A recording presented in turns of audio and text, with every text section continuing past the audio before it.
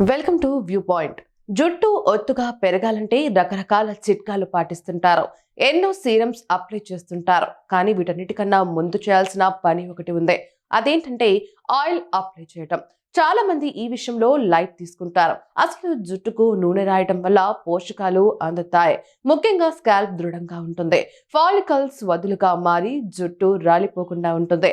Oil రాయకుండా వదిలేస్తున్నంత కాలం scalp పొడిగా మారిపోయి వెంట్రుకలు త్వరగా రాలిపోవడం, చివర్లు చిట్లిపోవడం లాంటి సమస్యలు తలెత్తుతుంటాయి.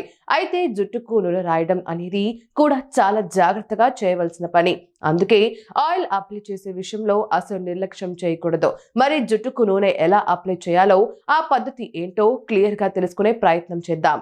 ముందుగా అరచేతిలో నూనె పోసుకోవాలి. ఆ తర్వాత కుదుళ్ల వరకు వెళ్లేలా అరచేతితోనే బాగా మసాజ్ చేయాలి. లేదంటే కాస్త వెడల్పుగా ఉన్న దువ్వెనతో దువ్వుకోవాలి. ఇలా చేయడం వల్ల మొత్తం కురులకు ఆయిల్ అప్లై అవుతుంది.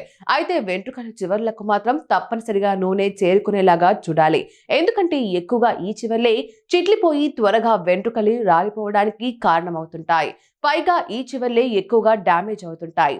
ఆయిల్ రాసుకున్న తర్వాత తప్పనిసరిగా జుట్టును ముడి వేసుకోవాలి. కాకపోతే మరీ టైట్ గా కట్టకుండా కాస్తంత వదులుగానే ముడి వేసుకుంటే మంచిది.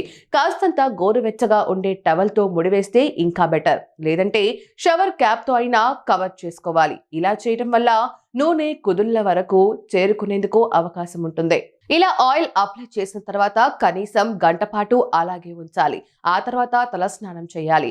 ఆయిల్ రాసిన తర్వాత తలస్నానం చేయాల్సి ఉంటుంది. అయితే ఇక్కడే జాగ్రత్తలు పాటించాలి. మరీ ఎక్కువగా కెమికల్స్ కలిపి ఉన్న షాంపూలు వాడటం మంచిది కాదు. అందుకు బదులుగా కాస్త సాఫ్ట్ గా ఉన్న షాంపూలు వాడటం మంచిదే. షాంపూలో సల్ఫేట్ లేకుండా చూసుకోవటం మంచిదే. అయితే చన్నీళ్లతో కాకుండా గోరువెచ్చని నీటితో తలస్నానం చేస్తే బెటర్.